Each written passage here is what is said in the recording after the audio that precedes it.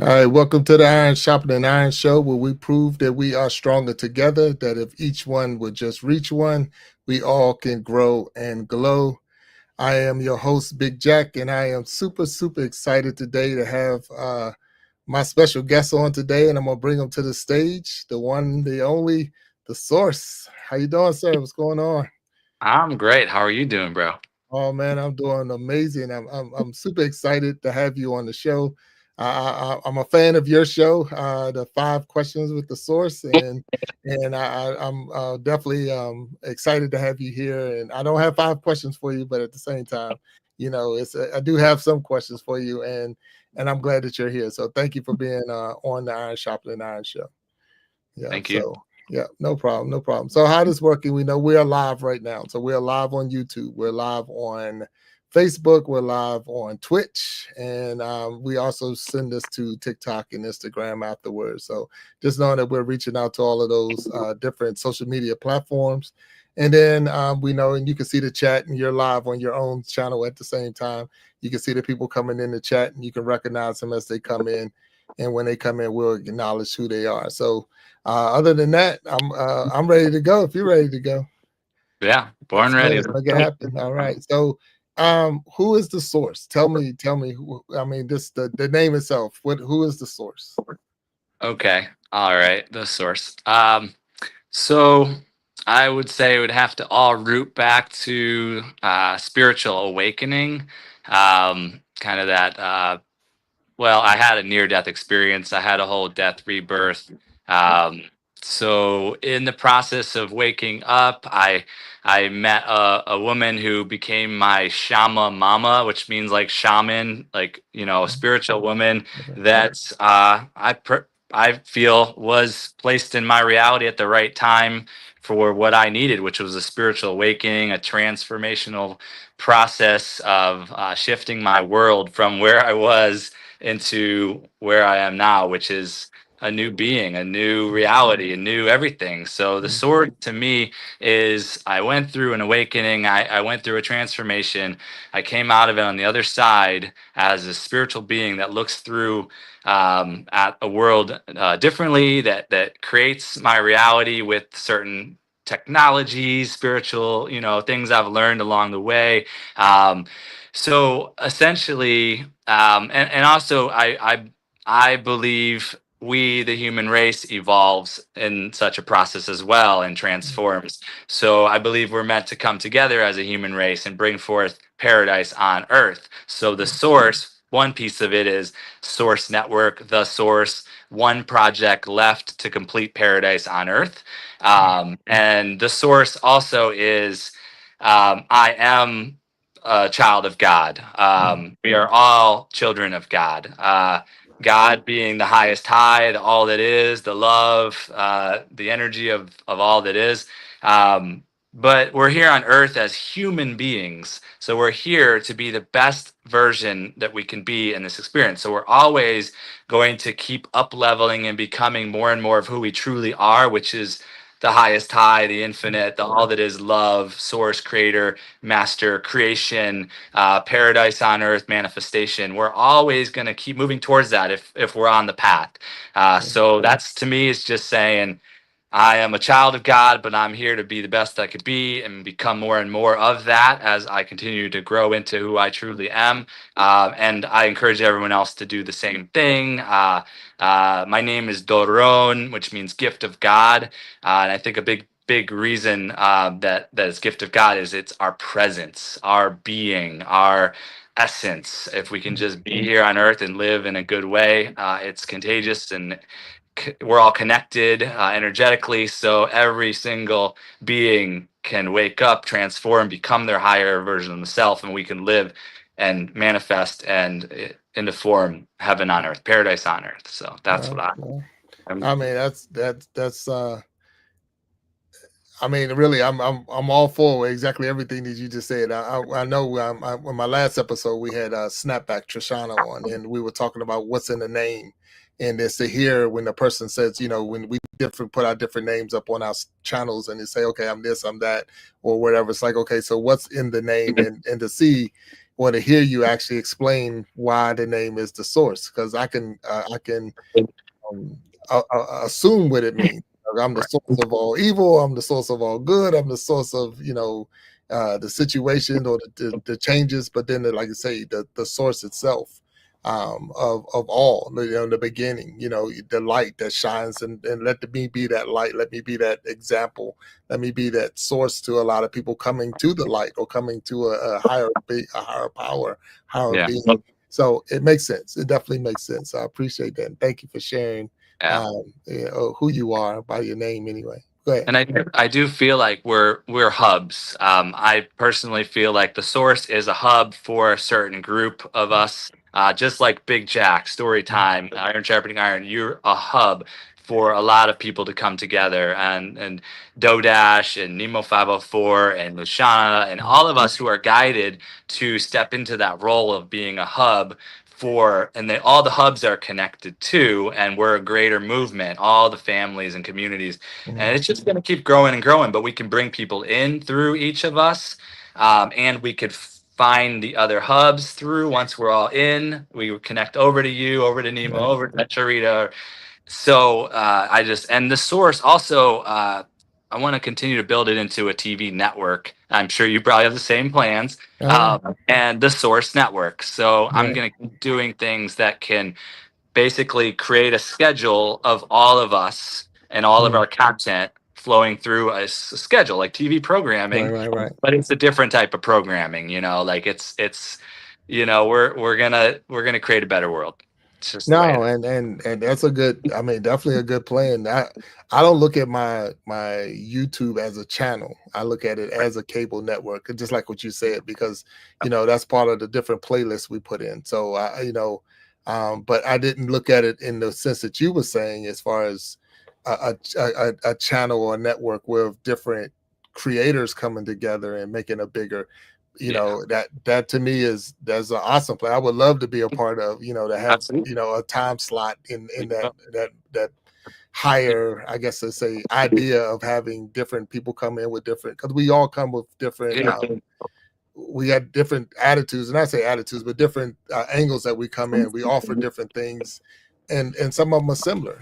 We have a lot of similarities together, but we're different, and we're saying, well, it's the same at the same time. But Yeah. it's hard to say that. But I hope you catching what I'm saying on that. Yeah, So absolutely, absolutely, yeah, absolutely. Yeah, it's gonna yeah, be wonderful, and just one step at a time. Right now it just looks like it's just me, and I'm always supporting everybody. I'm always shining mhm, the light on every single one of us. We're right, moving as one, as a collective, and I'm trying to boost each community up and each individual up at the same time. And right, the source, I just aim to hold a container that could support. I'm going to keep bringing through systems like you are, mm, like your shows. And so many things. Your big monthly, that's a blueprint. Years ago, I had these blueprints dropping in where it's like, you create daily, you create weekly, and you create monthly, and mhm, at some point we might have once every 6 months, once every right, year right. events, mega Mm. events. Like Oh this yeah. is pro. So No, and that's a great idea. Like I say, I try to mention multiple times that we're not in competition with one another. So it's plenty enough room for all of us to grow and glow. So we all can get there. correct. And it's good to see certain people popping in at different, supporting one another and helping build each other up to get to those points. I say it, everyone's mission is not to be monetized. Some people got different missions, and their mission is, and whatever it is, has helped them get to that point that they're able to do what their goal is or what their mission is. Some need the watch hours, some need the subscribers, and I want to help them get there too. But at the same time, it's like, if you're having this mission and you had this goal, then we could take that time and sit and talk and say, hey, how can I help you get wherever you want to be? Or, like I say, I already have this in place. How can we make it bigger? How can we that that uh that 5 minute capture you got of We Be Jamming Live, it went over well. I mean, I really like to see it in a speeded up motion, or I mean, it was a 2-hour video that you turned it into 5 minutes, and it went over well. So I appreciate you sharing that with me, because it gave me more ideas of, okay, I can take that whole thing, speed it up, and then Right. show it back as a replay. So yeah, so thank you. Yeah, like you created a nice advertisement with it. So that was cool. Yeah, and I know it's a lot of I do push to the edges a little bit. Some creators might feel uncomfortable with some of the edges I push, because like you just produced this awesome multi-hour event, and like I was there when you were the last person in there. Like everybody left the thing, and you were still in there, just kind of organizing yourself, and it just started going fast speed, and I'm just sitting there like, what's happening? I gotta get this. I'm like, I went Right, ahead and just hold on, I'm gonna create a quick review of the event, because I knew it's a hot topic. It right, just happened. Our mm, whole community was tuned into it. We right, knew about it for months ahead, or month or more right, ahead. So right, it's present. And then I just like, it was sped up. So I just like took a clip of your beginning intro, and then moved it forward a little. Took a clip of the next part, then moved it forward. It took a little clip of the next part, and then the clip all the way to the end. And then I realized that, okay, some musicians got to perform more in my clip. So I went back through and made sure oh each wow, musician had 2 performances. And then there was little funny parts too, like that happened just randomly. That's how I am on YouTube. right, I'm here playing in an adult playground. yeah, So if something comes easily and is flowing, I'm gonna just utilize it and make a piece of content and get it out and move on, rather right, than I don't like to build the big things that take time, and I gotta plan ahead, and I gotta do so much detail work, and I don't like that feeling as much as I like to just be in the flow and just mm, pop. But I knew that like I put it out there and you could respond any way to it, and oh yeah, I got to take the consequences of if I've pushed an edge too much, and it's uncomfortable for the person. You think I took their content, and I try to do respectfully. I knew like I put the smiley face in the in oh the yeah, yeah, fast speed and the in 5 minutes review, to try to make sure it looked like this wasn't me copying yours and taking your whole thing. It was like adding something new and putting it out there in my right. own way. So No, and look, it went over well with me. I had no problems with it. So the thing is,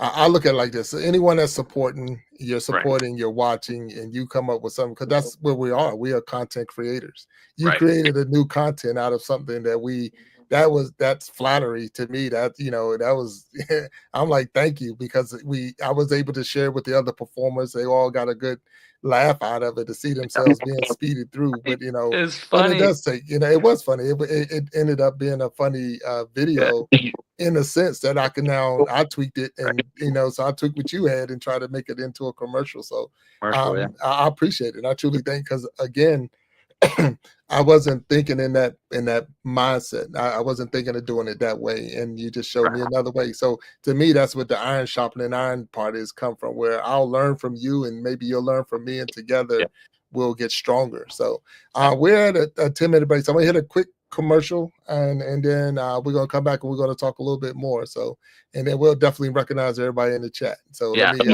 let me So that hit one, that. Let me hit that, and we're gonna get them. We're gonna get them in a couple of seconds. All right. cool.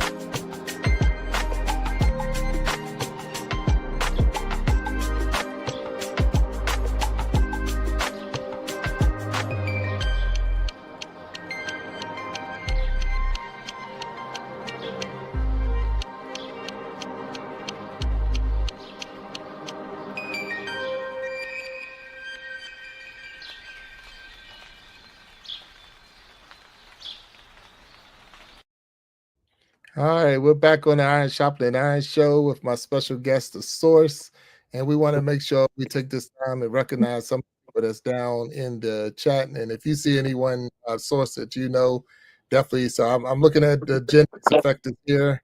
Married to Arkansas is in here. The Magic of Healing. Hello. Going up. Kiss Frame Joy. Kiss from Uh, Jay. Fram J, huh? Oh, Jay, you're right. Okay, thank you, thank you. Yeah, thank you for correcting on that. So Desi's in here. Thank you. Going through. Nisi Jackson is here. Thank you, Nisi, for being here. Keep going up. Juicy 300 and family. Thank you for being here. Edward Johnson, Captain Johnson, how you doing? And thank you. Going up and still going up. And if I miss anybody, source definitely point out. Anthony My Time is in here. Hello, Anthony. The 5Gs is in the house. How you doing? Andy Man TV3 is, and I see in the chat, and Keeping It Real is in the chat.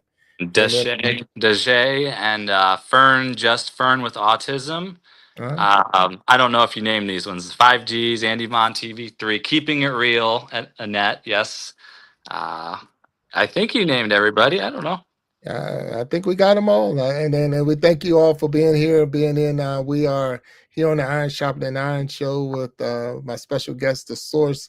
And a lot of y'all already know who The Source is. A lot of this is crossing over. We're seeing the chat going, and everything is going well.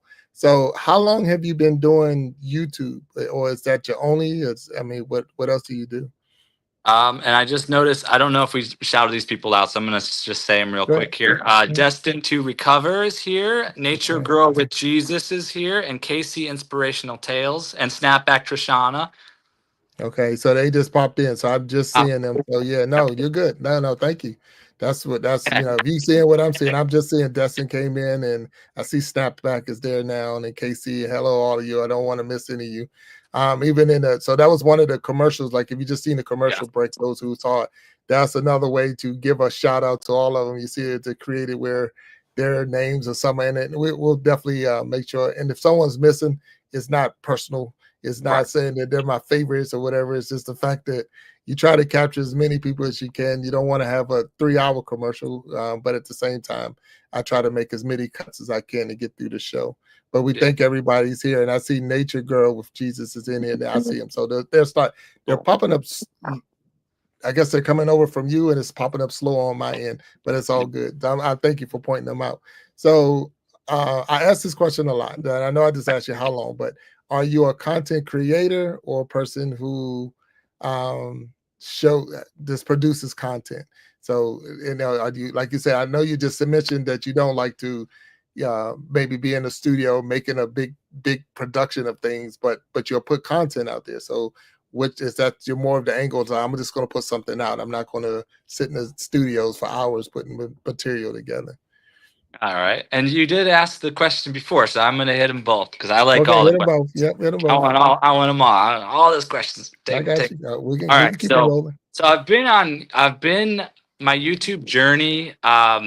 It really got amplified in August. So this has been about 7 months or so. But like, YouTube's been around like 20 years. So like 15, 20 years, the 15, 20 years since the founding of YouTube, I dabbled here and there. Like I had a stretch of time where I probably had 1,000 to 2,000 watch hours in a year. Wow. Because I was a part of some cool projects and we were live streaming every day, these shows, and we all were on the screen together, this whole group of us. And we had a network of people in our project from around the world that was tuning in, and we were promoting to Facebook and to all these other platforms simultaneously through Zoom, the Zoom technologies. We had all of us on the screen and broadcasting through Zoom to all these other platforms simultaneously years ago.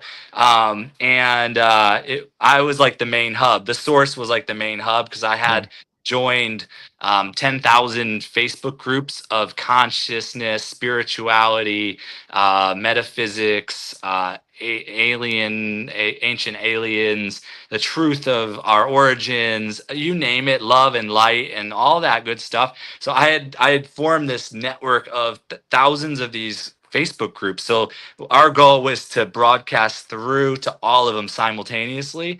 Right. So I had 1,000 to 2,000 watch hours in a year just from all those times we did those daily shows. Plus, there was a time when I would go out to music nights and I would film all these musicians because we were producing a festival in California called the One Love Experience. So I was just like, I actually didn't know about any of this monetization. I didn't know anything about it. So I was just like, there was like the time of YouTube where I got like 1 view, 2 views, 5 views for a while. And then there's the stretch where we were a big effort together and there was lots of hours racking up. I had no clue that it was happening or that there was a monetization. And then that all stopped. And then I nothing again till August this time around where a couple things happened. I started cleaning up my YouTube channel. I did a 30-day video challenge, and I found a lot of others doing a 30-day video challenge, and we all learned together. We all got those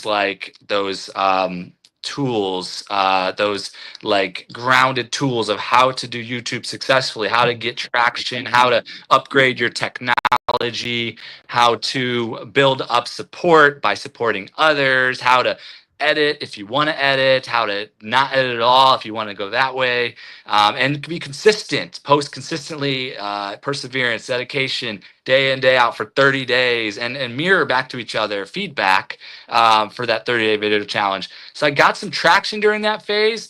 And then when I came out of that phase, like DoDash was there, like showing her paychecks and her numbers. And I was finding other content creators like Alexis Saranoia. And then, there was King Explicit. And you're seeing they've got thousands of subscribers. You're seeing they get a lot of views. You're seeing some paychecks start to come in.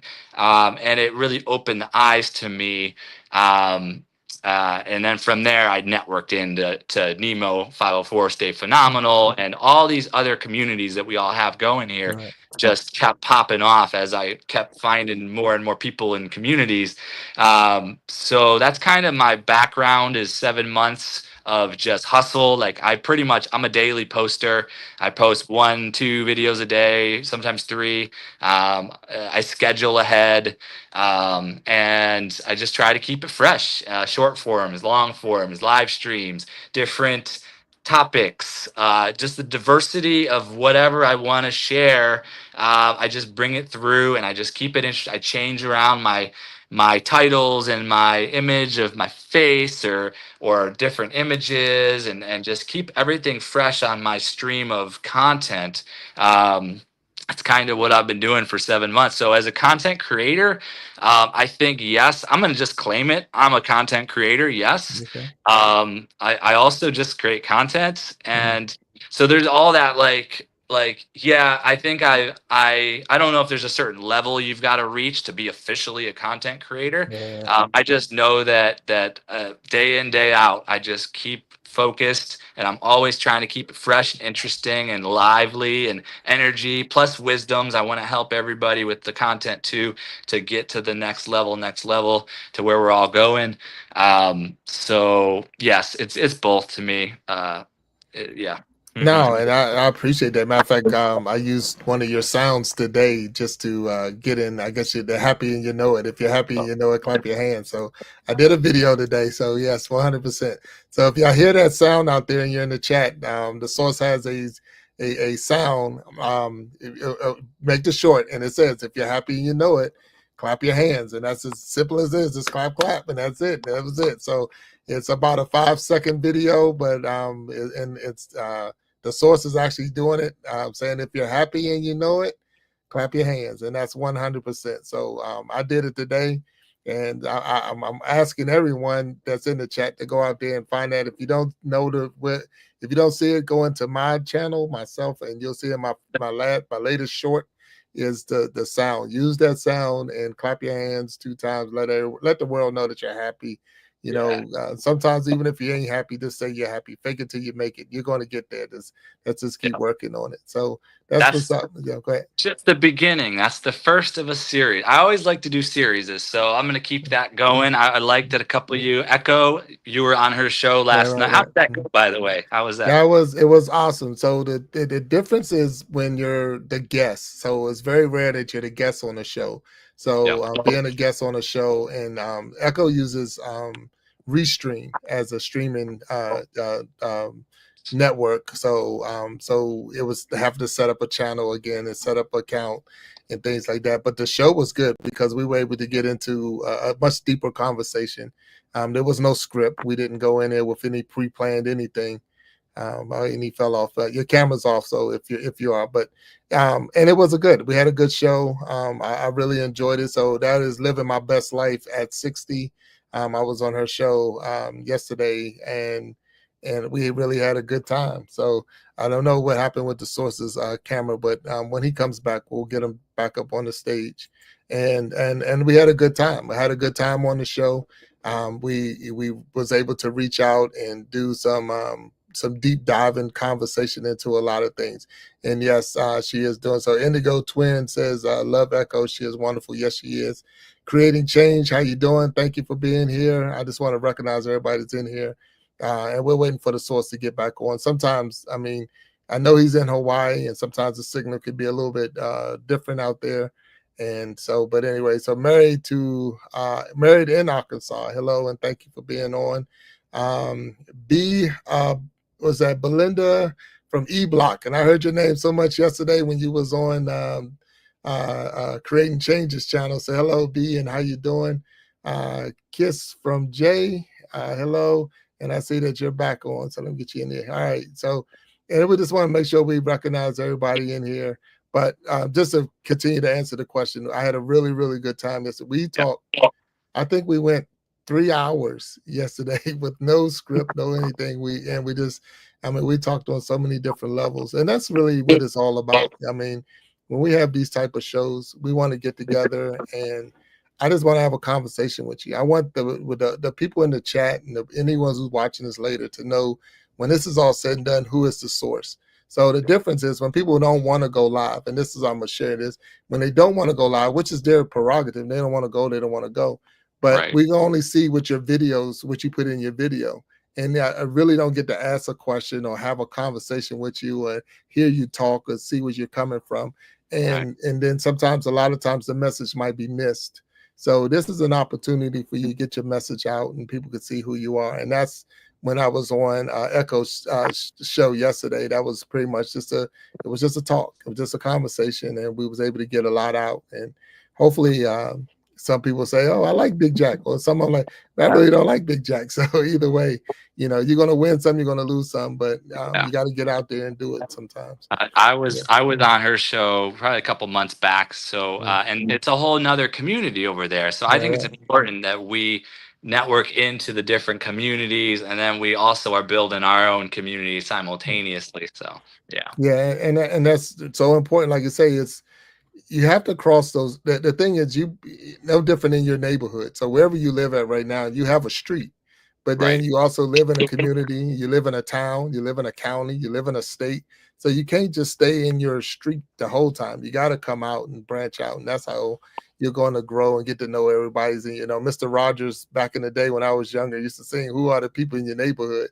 Well, Yeah. who are the people in your neighborhood? The source is a person in my neighborhood. Creating change is a person in my snapback is a person in my neighborhood. And so it's the people that you meet when you're walking down the street, the people that you meet each day. That was the song.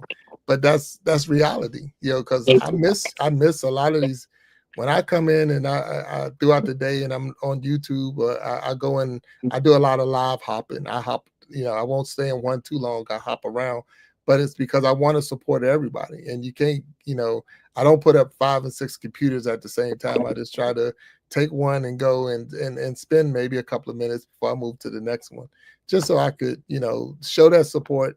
Yeah, I know that you're there. Do you know I'm here? And then I'm gonna bounce and go to somebody else's. But it's more so I can give everybody an opportunity to One, get some of those hours, get those views, hit the like button. Matter of fact, if you haven't hit the like button, hit the like button, hit Sure. that like button in there if you haven't hit it already. But double tap the screen or hit the like button on your computer. But Like the like live. the live, there it Like is. uh-huh. So like the live. And if I was with the twins, they'd be singing it right now. But hit that like button. So, That's it. and that's how we grow. That's how we grow. And that's what it's all about. Really, that's what it's about. So you in your introduction, I believe you told us what your the source, and I like that. I really like because you explained it, and now that you explained it, even when you were saying how long you've been on YouTube and how you was the source to a lot of other people coming together, that hub. That's I used to be with the airline industry in once upon a time, and some a lot of airlines have hubs where everybody come to this one location to be transferred to other, they go to other locations, other destinations. And because of that, you need that hub. Some places, some people don't like hubs, some people do, but to have that, that's a lot of responsibility on you. So as a person who does live shows, that's a question I'm asking. Do you Yeah. find it difficult because you have a schedule to try to live up to the schedule? Because a lot, once you schedule, I'm going live at this time, and now I got to keep that schedule. And do you find that difficult at all? Well, the five questions with the source is just on Saturdays, 1 p.m. Pacific, 4 p.m. Eastern, until time changes. By the way, just coming up here soon. Mhm. Um, but so that's locked in. My weekend tends to be Saturday and Sunday, and then a little bit of Monday. So I get through my full work week Monday to Friday, and then I rest Friday evening a little, and then get up rested in the morning, and then I'm jumping right into the show here at 11 a.m. But I spend the week ahead preparing for it. Same thing you're doing. Make sure we're communicating with the guest. Make sure we're lining up the picture to create the banner Right. and put up the event on the live tab, and then communicate with them if you want to plan kind of the subject matter and the flow of the show. So I do that throughout the week. And sometimes it's crunch though. It's crunch like up to Friday night, and I'm just getting those that flow and those questions or whatnot over to that guest. And luckily, I think the time change works out in the favor because I put it over to them Friday night, and then they're up earlier than I am on Saturday, so they got all the time Mm. from the morning to the show. Um, but yeah, it's been just trial and error, and just it's been fun. It's been working. And that one's locked into the schedule pretty good, even though I work a full-time job, even though my partner Deborah and I, we property manage, and we're pretty busy with tenants and making sure things are taken care of here on the property. And there's always things going on in that world too. And then we just find time to just relax and share Mm. meals and watch our TV shows. And I make sure to include her when we're watching football because she loves football a lot. She's a Right. big fanatic of the sport, if you know Gotcha. what I mean. She gave me a Super Bowl. She gave me a Super Bowl haircut. She loves it so All much. right. Right. So, just saying.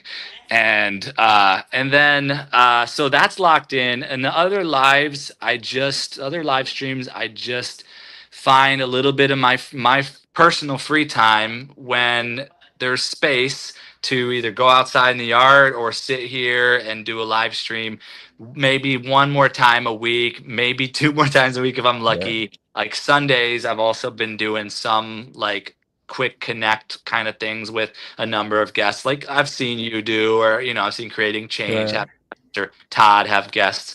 I learn a lot from all of you as well, and implement certain things. And like I had a panel actually. I don't know if you noticed at the end of the Magic of Healing Jimena 5 questions yesterday. I Yes. went Yeah. ahead and invited on the screen Surviving Together and and shoot, what was the other one? I can't think of it I on the think Echo spot. came on. Echo came on the Echo screen. came Yeah, on, yeah, and then right, there was one more that I can't think of on the spot, unfortunately. right, right. But, yeah, I just squeeze them. I don't schedule out the Sunday live as much, and I don't my impromptu random live during the week is just I just Indigo Twin Indigo. Yeah, I Oh, seen it in the chat. Said she did. Said there you me. go. She's here. Yeah, Here, yeah. good, good. So I apologize, but yeah. So I don't know. I just fit it. I used to go out in the yard and film a number of shorts and a long form video and have all that into my editor. And then each night I would piece together what's ready to go out, and I piece together the next piece, kind of schedule them and put Right, them out each day in a row. And now I mostly just do like my short forms. They're just I just pop something together, or my long forms, I will like I'm at work or something, and I just put together a quick little speech after work, in my little 5 to 15 minute window before I come home at the end of the day. I'll pop out a little speech and I'll put it in the editor, and then that night or the next night, and pop that out. And right. so that's all. Now it's mostly focused in. I'm trying to do lives as much as possible because it benefits us more, the lives, for the hours at least. So. No, that's good. 'Cause when I first started, once that was my big goal, was to be able to do live. So I wasn't, about the. I didn't know all about, like you say, the monetization part of it. But when I saw that you needed 50 subscribers to go live, that Yeah. was my goal, to get 50. I wanted to get to the 50 number so I could go live. And then the go live together on YouTube that they have, it's good. I'm not gonna, say anything against it. It was just I didn't like if I'm gonna say don't like, but I didn't like that you can only have one on and you couldn't have anyone standing by. You couldn't see if they were standing by. So that's why I ended up going to trying to find another way to be able to get more people on and things like that. Because I like to have the conversation one on one. But then that's where the after show came from. So we can bring more people on the stage. Now, what Yep. I learned from the after show is um, that when you put the link down, you put the link in the chat so people can come on if they want to.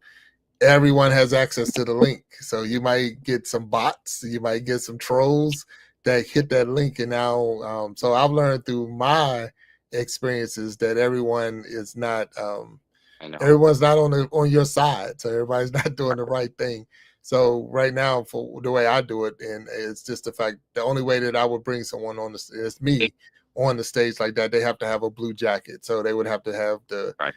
be a moderator for the channel itself on my side or your side or the guest side. If they already have a blue jacket, then I will bring them up. But other than that, they have to wait till the next time we come on to maybe come up on the stage. But that's something I had to learn, and it comes with growth. I've been doing this since October. So the Yeah. second week of October is when I got. Now my channel is older because I was using it like almost like you were saying. I was using it to store training videos for my job, and it was just a great place to put it. It was easier to show it and this and that. But I had no subscribers, no watch hours, and none of that I knew anything about, because nobody was watching it. Everything was private, and I would Right. pull them out if I was going to use it for training, and then I would, it was just stored there. And then so even like, I know you mentioned DoDash, but I missed a lot of the DoDash push. I missed that. But mine was Tierra B, naturally. Mhm. And then Riva Reveal was the ones who pretty much got me going, and then that's who sent me to the direction of Nemo 504. Right. and Right. and that was Nemo. I would say, if anything, was probably my first coach, because he was, some of the things that he was putting out and some of the things he was saying, it made sense, and it helped me put my channel in the direction I needed to get there. So we are at a point. Let's make sure we recognize some of the people down in the chat. I'm gonna drop another quick commercial, and then we're gonna come back and recognize the people. All right. So give me 1 second. This is the Iron Sharpening Iron show, and I got my man the Source. So we'll be back in, I think this one is about 45 seconds.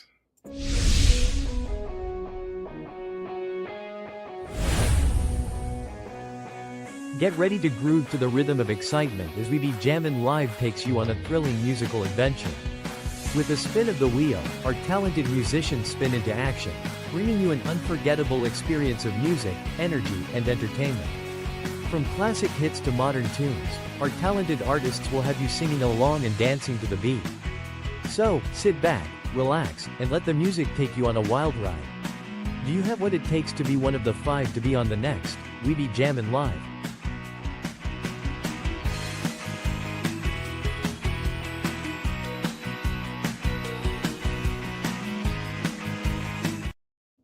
Yeah. All right, welcome back to the Iron Sharpening Iron Show with my special guest, The Source.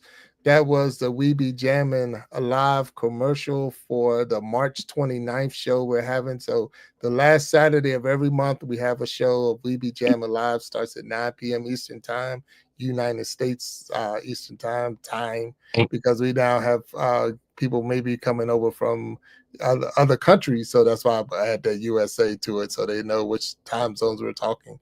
And we had a really good time. And if anyone's out there who have a desire to be on the stage for the We Be Jammin' Live, you're more than welcome to come on in, send me that email, and we'll get you on that stage. So let's go up the list. Let's see who we got out here. So I see Celine Celestro. I'll make sure I get it right. Destined to Recover. Let's keep going up. See, Sharon Jackson's in the house. Hello, Sharon Jackson. That's my mom. If you didn't know, that's my mom. So yeah. So the Snapback Trishana's in here. Thank you, Snapback. Married in Arkansas. I don't know why I say two. Married in Arkansas. Juicy 300 and family. Hello. So help me with this one. Deb Real. Here. Real. Oh, okay. Hey, Deb. Yeah. Hello, Deb. Hey. All right. Indigo Twin. Hello. We keep going up and try to see if I miss anybody, point them out for me. Creating Changes in the house. Hello, guy. What's up? Belinda from E Block and Hello B. Thank you. Brian Drums. So I see a new subscriber here. Hello, Brian. How you doing?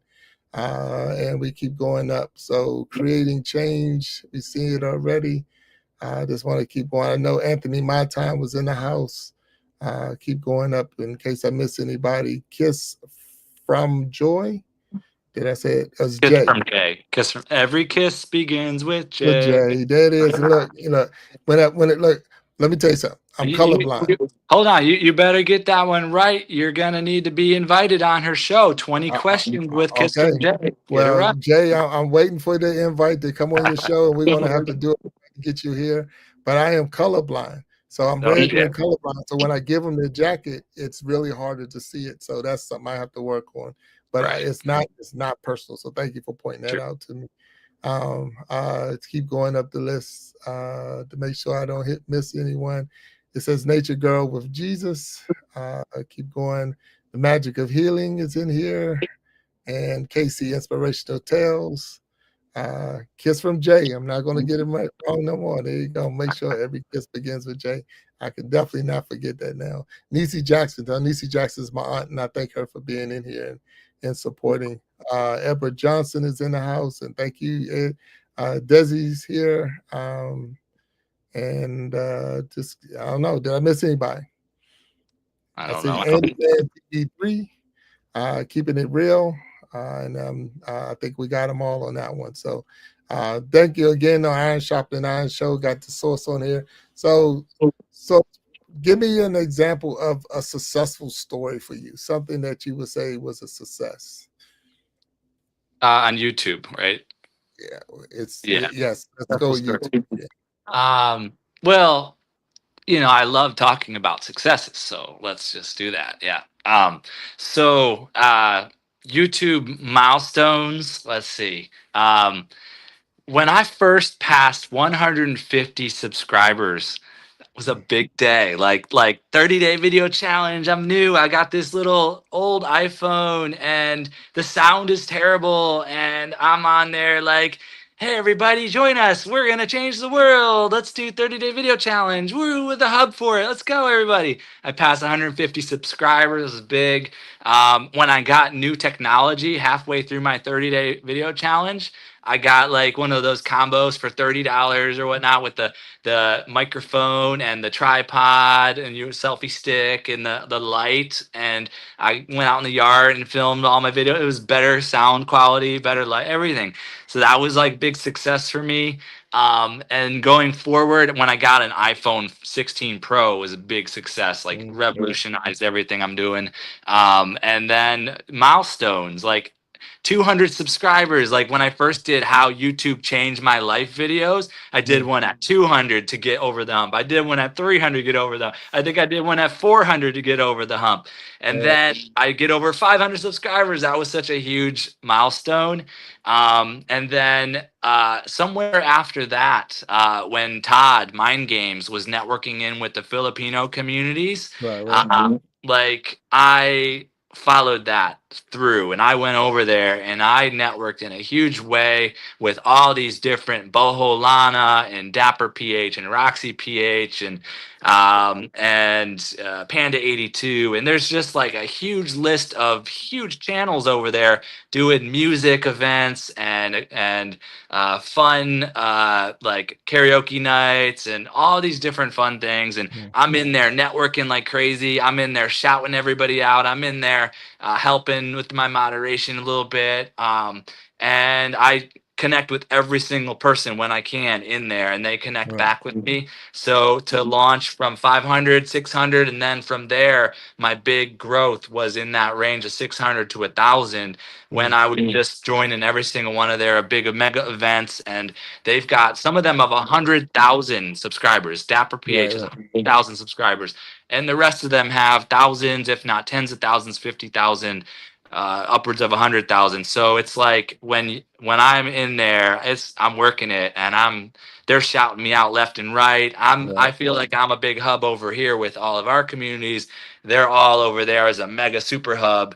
And I just recommend that in a big way to network over there and get in there and do the MLSO for Mega Love Shout Out and Shouty and share links, support them any way you feel guided. And so that was big for me. And I just passed 1,200 subscribers. So congratulations. Another milestone.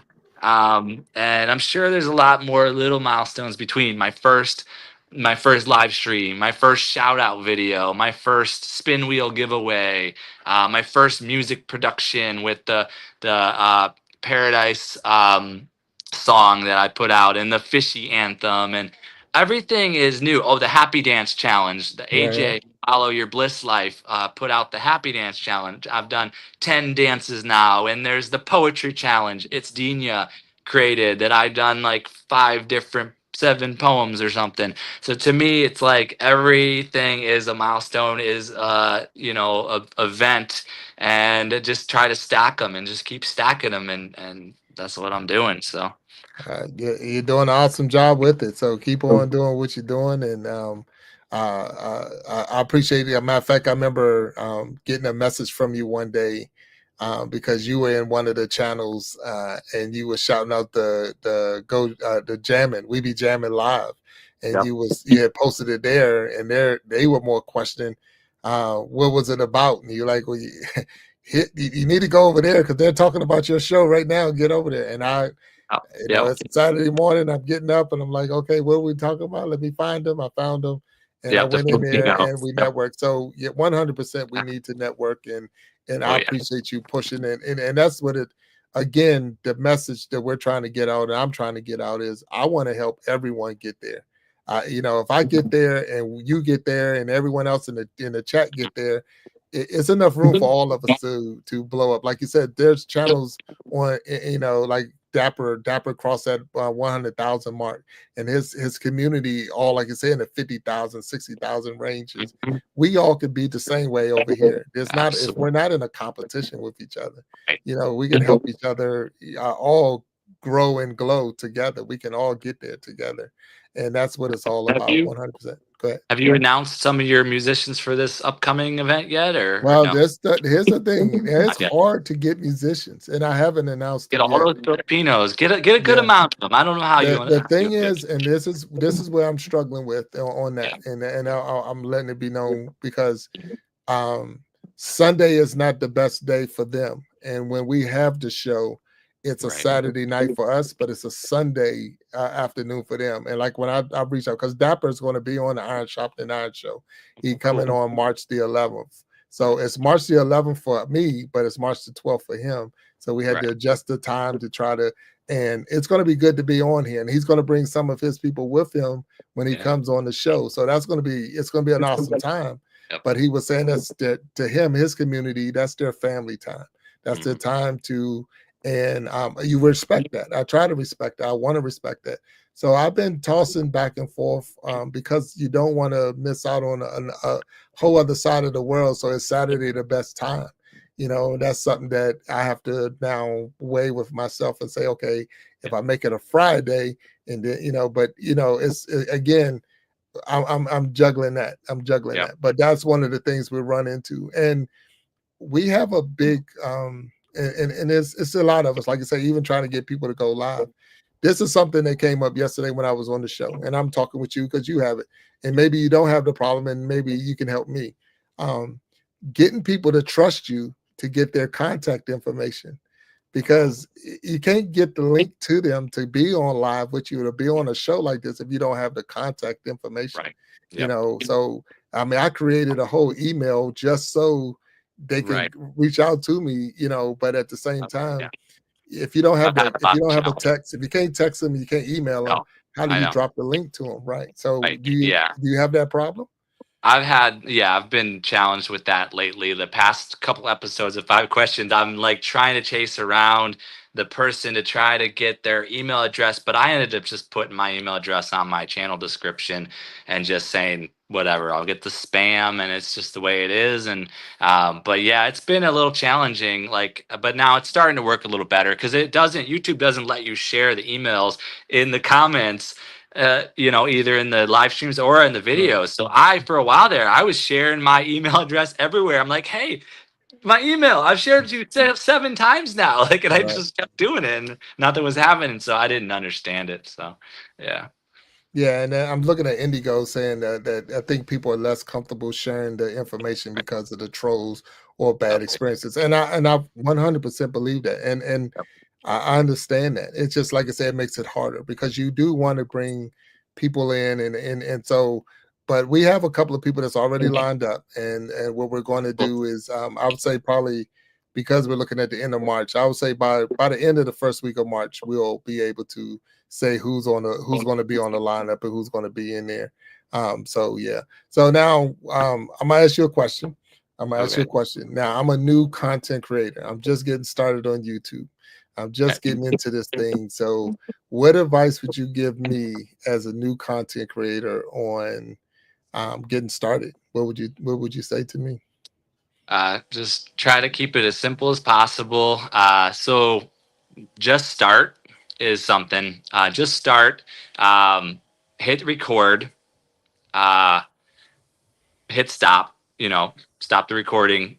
Either upload that and just let it go, or put it into an editor, like download a free editor app. That's what I do. And I use Power Director. I mean, it's been free for 7 months. I'm doing fine, but it's got the little Power Director in the corner. um just start, hit the record button, upload. If you want to edit a little, hit upload. That's the most simple terms, and just be yourself. I personally think channels are the thing. Be real, be authentic. Share your energy, share your happiness, share your joy. If you want to sing or you want to dance, you want to be playful. If you want to share wisdoms, if you have things to teach, share the things you have to teach. But start simple. SMART goal. SMART is simple, measurable, uh, attainable, realistic, and timely. So set smart goals, simple, Right. measurable, attainable, realistic, and timely. So like maybe you do one video your first month, or you schedule one video a month in the beginning, or maybe you want to schedule one per week. And that's okay. That's great. To start with, one video per week is a great goal. And then if you start to get where you can create more, then maybe you do 2 videos per week. And if you get really good with it all, if you get pretty good with the flow of it all, then you could do a daily or close to a daily. And I think that's where there's a lot of value in the daily, the keep posting, the daily flow. But it's up to your schedule. Like you've got to make sure your life is your number one, and then your free time is where you can create videos and build a little bit. And once you start to create videos and put them out there, you got to get out there and network. You got to go visit other people's content, and you've got to watch their content and learn from what they do and pick up some of those tricks of the trade. Go into the live streams of other content creators, and you've got to network in there. Make sure you say hi and connect with people, and find new subscribers there by supporting them, and they'll support you back. So those are some of the tips. Is just to start small, keep it simple, and grow, build gradually, and try things. Just take risks and try things. Have fun with it. Do a short challenge. Do something fun on a short. Put out an intro video. Just says who you are, where you're from, maybe what you're about. Simple videos. So that's it. Oh, well, Last thing. Find a hub. Find a hub where you like the hub. Like find a Nemo 504. Find the Source. Find a Big Jack. Find a Kiss from Jay. Find a Boogie Time. Find a Sharita Jones. Find a King Explicit. Find a Dodash. Lashana Success Systems. Find a hub where people are gathering together and there's a good plan, and there's a lot of supporting of each other. So you could find a lot of people that are in resonance and start to connect, and they'll connect to you, and it'll just take off. So no, that's good advice. And what I'm seeing in the chat is a lot of people saying that's definitely yes, great advice. Source from Also Ravish and saying that, and Selena saying the same thing. Good advice. And it said my advice is don't look at the number and make content you enjoy. Yeah, the rest will come. And that came from Indigo Twin. So I mean, and that's really the big part of it. And I appreciate it. So as a new content creator, one of the biggest things you try to stay in a lot of times we try to stay in our comfort zone, and we want to stay just where we're comfortable. But here we have to get sometimes just a little uncomfortable to expand your boundaries, to be a little bit, to grow a little bit. And I'm not saying change who you are, but it's like, maybe let me go find out about this person. Let me go find out what this person is doing. Let me go because if you just look at the name, that's like we say, judging a book by the cover. I can't just look at the name and say, this is what they're going to be about, or this show is going to be about this or that. But when you actually look at the show and excuse me, open it up, see the video, see what they're about, leave that comment, hit that like button, watch that interaction, watch these people. When I leave a comment, I try my best to answer everyone's comments when they come through. Yep. And I know as time go and you get more and more people, if you get thousands of comments, it's gonna be hard to have that work-life balance. Because I have a regular 9 to 5. This is not my job, but this is a fun hobby that I have. So you try to have a balance with it. And this thing can be very consuming. I mean, it really can. You can get really hooked into the social media side of it, and before you know it, hours then went by and you didn't even realize, man, that was a whole hour. I watched videos for a whole hour. Yes, you did watch videos for a whole hour, and look what have you accomplished today? Other than supporting people, nothing. and because we're doing it in a sense right now, like me, I'm not monetized, so I'm doing it for free. In that sense, it's like, YouTube's not paying me anything. Google's not paying me anything. Facebook, TikTok, and all of them are not paying me. But I really, really enjoy what I'm doing. So they don't have to. If you can do it for free and enjoy it, it's going to be much more enjoyable, I believe, once you start paying you to do it. So, yeah. That's coming. That part, that piece is coming. Some of us in our communities have reached the monetization. They've reached the YouTube monetization partner program. And then there's those that are also monetizing in so many different other ways, because there's so many ways. And that's me. I have a business background. I got an undergraduate in business management with a minor in marketing and a master's in business concentrating in finance, from Kent State University in Ohio. So I look at things as like, and I've always wanted to make money online. I've dabbled in things already and had some successes with it. So I love this next phase of the journey where all of us will have merch. All of us will have hats and well, shirts and stickers and products. Well, a lot of us will have products of our own. There's also affiliate marketing where we can support other businesses products, and then there's some of us which will write books, and some which will have digital books and digital products, and then there's physical handheld books, and then there's memberships. I'm ready to roll out a membership right now. I think every single one of us should be rolling out our membership. We don't need to wait for YouTube monetization. That's the big bubble, is millions of people are trying to get to the YouTube monetization, but they're not doing what's right in front of them today. People with 50 subscribers are making a lot of money. 200 subscribers are making $1 million. Get into coaching, helping people build their YouTube channels, get into do a webinar and pump out products and different things, get your merch store going, just keep up leveling. You got your membership. Within membership, there's so many different things. Like I'm going to do a Patreon rollout here pretty soon, a lower tier, small tier rollout where it's just doing everything I'm already doing. Who wants to be with me in this next phase and get the support I've already been offering to everybody? It's just gonna be $1 a month membership, patreon.com. Put together a package of different things you're offering. If you want to have on the Source Network schedule, TV programming schedule, all your different live streams on the schedule, Monday through Sunday, boom, you can see it visually. There's Todd's, every day. I'm not going to put somebody on there all day, every day, but there's Oh So Ravishing slot. There's I Cherish Churches slot. There's your show. There's my show on there. Like, piece it in according to the members that are showing up that, are showing up. And I'm going to keep offering what I offer. And say 50 people get in the membership, say 100 people. I'll focus my energy in on those 50 or 100 people, and I'll have that $50 or $100 a month coming in, and it'll grow, and we'll offer a next tier that, will have a little higher dollar amount, but it'll have more of a higher echelon of package. I like it. And just start where you're at. And there's a lot of things. I've already put all the things that I'm already doing for everybody. And I want to do like Nemo, who has a membership. Some of our awesome creators have memberships now. And you need to fine tune it and see who's really going to meet you each step of the way and roll out the value. And So, Source, we are at the end of the hour of me and you, and I appreciate the information. But because of what you're putting out right now, I think we need to take this into the after show. So, if you can, I'm gonna hit a commercial. There's a promo I want to do, and then we're gonna come back, and it's gonna be the after show, and we're gonna have a deeper conversation on what you was talking about. So, this is the Iron Sharpening Iron show.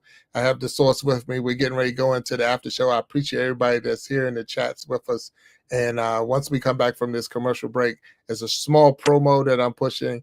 And then from there, we want to have a deeper conversation about all that you just mentioned and the things, the ideas that you have, if you're willing to share with us some of it, because it's good talk. It really is good talk. So let me hit these commercials, and then we're going to come right back. All right? And I appreciate you.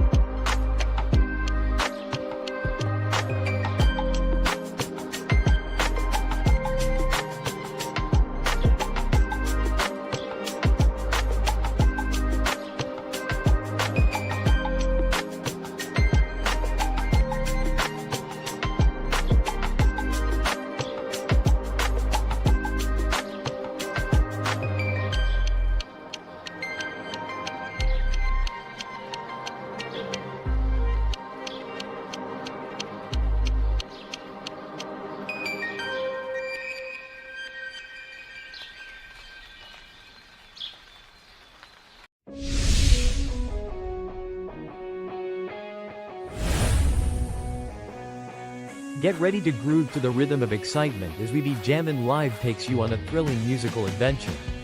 With a spin of the wheel, our talented musicians spin into action, bringing you an unforgettable experience of music, energy, and entertainment.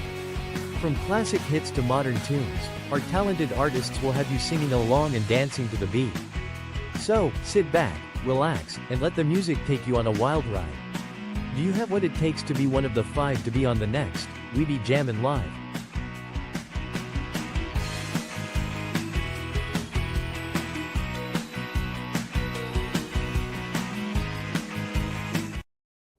All right, we're back. We're back on the Iron Sharpening Iron. Now it's the after show where we're gonna have a little deeper conversation on some of the things that the source was talking to us about, and this is when we do allow other people to come up on the stage. So we have some people that might come up and have a deeper conversation on some of the items that you was talking about with us. So I do know that we got Tommy Keenan, and he's backstage, and we'll get him up on. So as you was talking about some of the things that you're playing, or not so much your plan, but the things that we could do. Is it like yesterday when I was on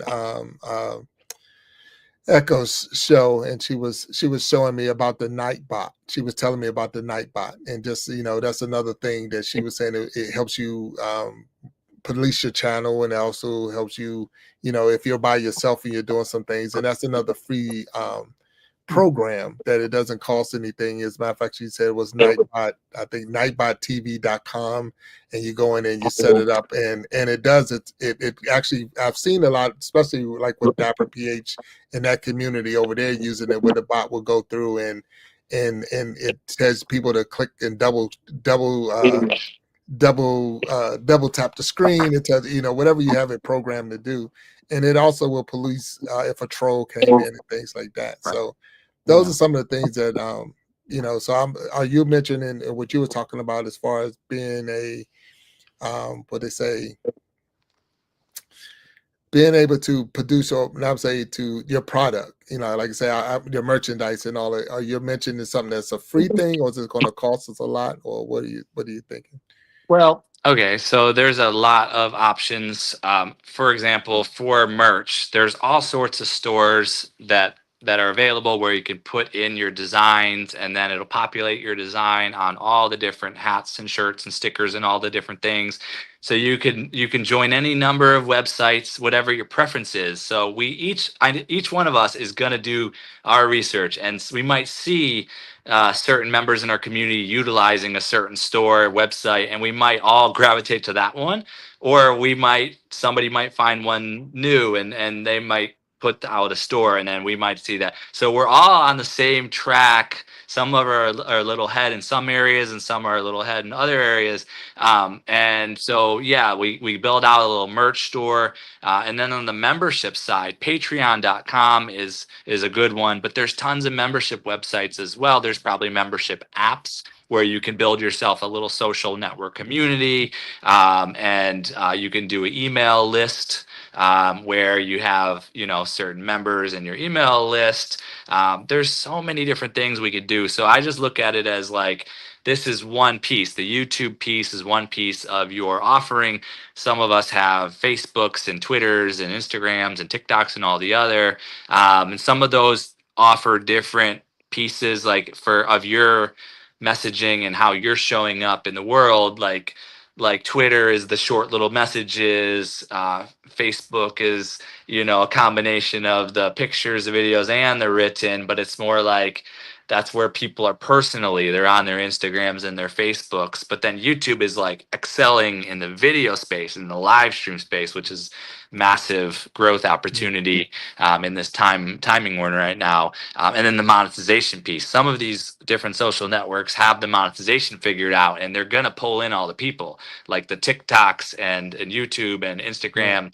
Their goal is to try to get everybody onto their platform. So they're going to try to sweeten up the pot. pull in the big content creators. So we're all in this, looking at all this and figuring out where we put our time, our energy, our attention. And each one of us will show up in a different way when it comes to how our channel is and how our, whether we have a membership or not, whether we wait till we get to the partner program or whether we just start early. And some people already have products and they're making $1 million a year with 200 subscribers because they've got the core group of subscribers that are there for what they're offering, and they're offering Right. value, and they're buying their products, and they don't need the 1,000 subscribers and the 4,000 watch hours and even the Right. 3,000 watch hours to be able to get the super stickers and all that. And then YouTube takes half your money with some of that stuff. So yeah, you know, ads and AdSense and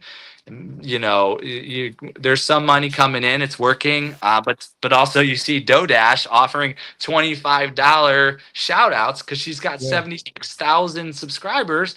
Right. You can't hate on her for it, No, she's no. something of value. Yeah, So no. So I do got a guest behind. I'm gonna bring him up on the stage, and what you've been saying is true, and I appreciate it. And I will go into the chat because Moon over Miami is in the chat, and he was saying that a lot of these stores or both stores are free. He was talking about the Spring Store and Spread Shop. So that's something we can look into. So I definitely want to get more. So I'm gonna bring Tommy on real quick. Hello, Tommy. How you doing, sir? What's on? How you doing? Hello, thank you for having me and inviting me on. All right. No, well, you're more than Excited. welcome. So those who don't know Tommy, you want to introduce yourself so we know who you are? And Tommy Kenyon, I'm everything. I got into digital video back in 2010. Went in the sports realm, and I'm figuring out my next thing to do, whether it's go full out on YouTube or go into the next career, whatever. I'm everything digital, audio, video, streaming. I got into streaming essentially first, and then video editing. Okay, that's cool. Back Now, how I when met? Go ahead, Tommy. back when Netflix was still doing mail-in DVDs, we were figuring out the live streaming manually, calling out the TriCasters and everything, doing everything manual process. Okay, all right, that makes sense. It's funny when all that started happening with Netflix, and I'm only saying that I was working with the post office at that time. And we didn't know what those discs were in those envelopes.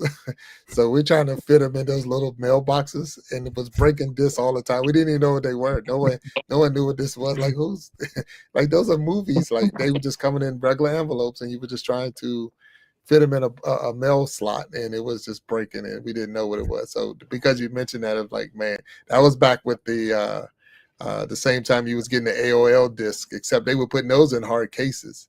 But Netflix was sending their movies, and those CDs were just in a regular envelope, so it was getting smashed. Very unprotected sleeve cases. Oh yeah, 100%. Go ahead, Source. My question for Tommy Kenyon, and I've seen you on Creating Change a lot, and I actually saw you doing a presentation of some live stream stuff. So I could tell you're a genius in the areas that you work in.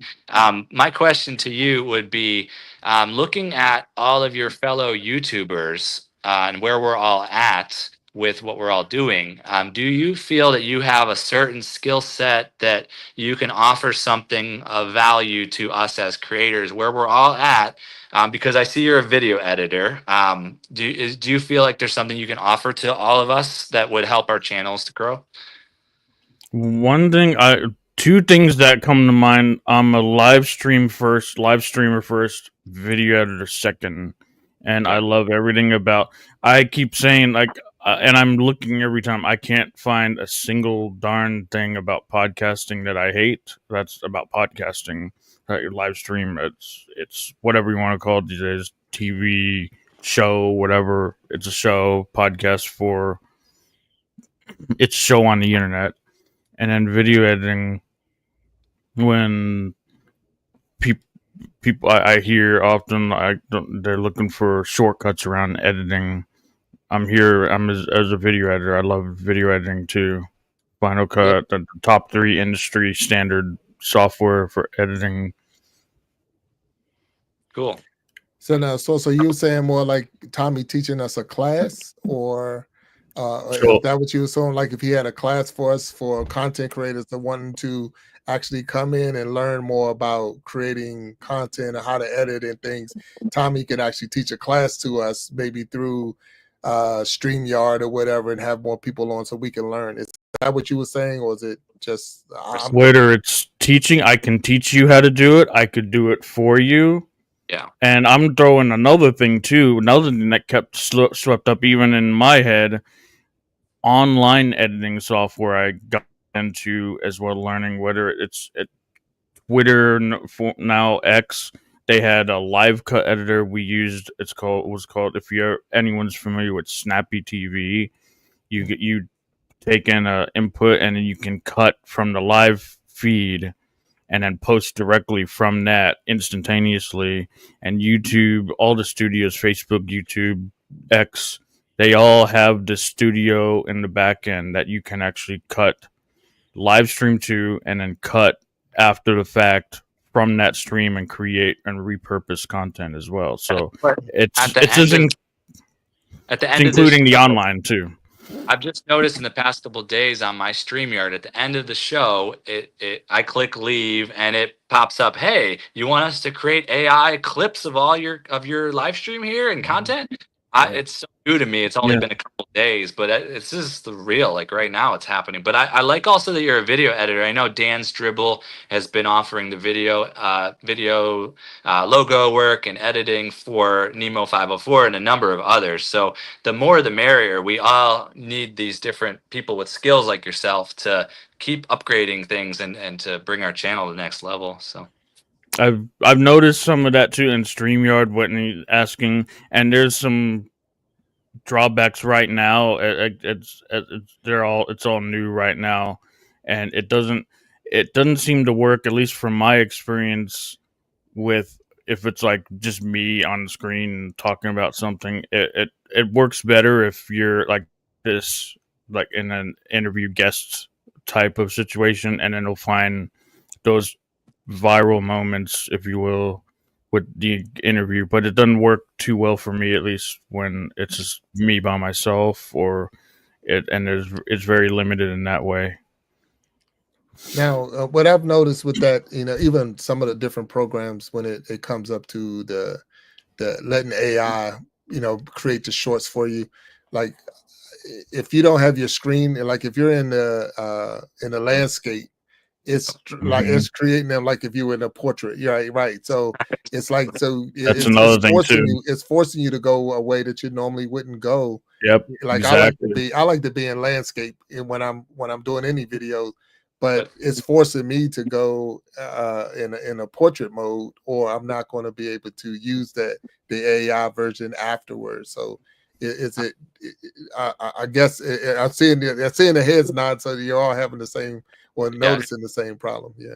getting a lot of good content. Like a lot of my content now just comes from my live streams. Like I'll produce a live stream, put it up there, and then in my free time, I'll go into my live stream and I will zoom in. I know where the good moments are, and I'll just take that little short, Mhm. or I'll create a little bit of a long form, either one, and I will put it out there. I'll schedule it for the next morning, and then if I get ahead, I'll schedule another one for the afternoon, and then if I get ahead, I'll schedule another one for the day after that. Get ahead a couple days, and then if I get busy, I don't have no content in a day.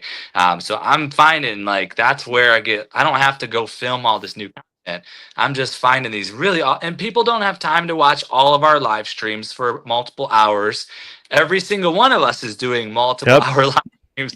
So they can't. So if you could just zoom in, I'll find a little spot where I'm playing a fun ukulele song, or where I had a Mhm. guest and he brought puppets of Elmo and Nemo and Cookie Monster, and we're having a good time, and I just got that little clip, and I put that out there, and people can then just have time to watch that piece of content, and then oh, I like this guy and I like his content. I'm gonna go check out more of it, and it's my experience. All right. So I have another guest backstage that's going to come on. So that's Walter Jernigan. I'm getting ready to bring him on with us as we continue to talk on the Iron Sharpening Iron after show. And I don't want to miss out anyone that's in the chat.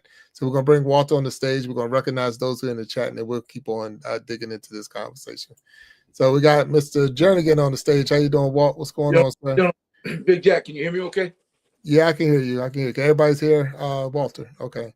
All right. So right now, before we get any start, Walt, I got you guys creating changes down there, and he's saying that Tommy is a super duper producer. So that's how I met Tommy. He's the producer behind creating changes. Shoot, I forgot what is it. It's Vibe. It's Vibe. What is it? What is his Yeah, channel? Yeah. Huh? Giant Shine Show or Creating Yeah, the Change. Iron Shine. Shine, Yeah, the shine, Iron creating Shine show. change. Yeah. Yeah. So that he's the he's behind the scenes, and that's how I got to meet Tommy and seeing behind the scenes. So, but he said you're doing a great job. So keep doing your thing, Tommy, for sure. Celine said she had a question. Any good thing we should avoid in our videos? So, Tommy, that's the thing that came up. Anything should we avoid in our videos, in your expertise? People tell me, especially when I was first starting, they'd tell me, don't lack energy. I mean, it's not, it's kind of the opposite of like avoiding it. Like, avoid bringing too much energy, if that makes sense. Like, bring the energy, hook, find something, whatever you're going to talk about. I'm going to talk about this if it's straight out. Hook, bring the energy. Don't avoid the. If you could avoid the talking head, I don't like to do the talking head as much as I do it as much, and I don't like to be that talking head. I like to be talking with guests like this. Yeah. And that's so much more to have a conversation. Transition, showing all that B, what is it called? B footage or something, like all the different transitions, B-roll. B-roll, yeah. Now, Something that changes shot. I know when I was talking to Walt, and Walt, if you could share when you're on something that you had mentioned to me, and it was more about talking about the logo. So all of us have a brand, and you were telling me to go certain place to make sure that we got our brand registered, or what I'm saying. So someone would take your logo ID or whatever. So can you explain that to me, or explain it to us? I mean, it's just basically simple trademark, stuff. USPTO.gov. I've owned a few in my life, and you can do it yourself. I haven't done it in a while, but it's all online now. And I just know that I was just telling him that, sharing with him with Big Jack, because you hate to get into it, get your audience, only to find out someone has trademarked your logo or your information or your name, whatever. For example, case in point, when the Washington football team, before they were the Commanders, they were the Washington football team. Before that, they were the Redskins. When the name change came up, everybody just started trademarking all of these names, hoping they could sell the name to the Commanders. So that was a conversation that I had with Big Jack. But let me say this. As a total novice in the YouTube world, other than pushing play, hey man, this show is like a master class for YouTube, like YouTube 101, YouTube for dummies, if you will. I'm learning a lot, because being a consumer of YouTube videos from time to time, you never see this part. You never see the back end, the backstory, what really goes into all of that. I mean, people push play, and then you also, your audience, Big Jack, what I don't see is a lot of clickbait. You guys keep it positive, and I know there's a whole nother world out there that doesn't, but I would imagine for somebody that's looking to get monetized right away, they kind of fall into that trap of negativity, and you guys are keeping it positive. So I have like thousands of questions for him daily, just about how did you start? I mean, how did you get into this?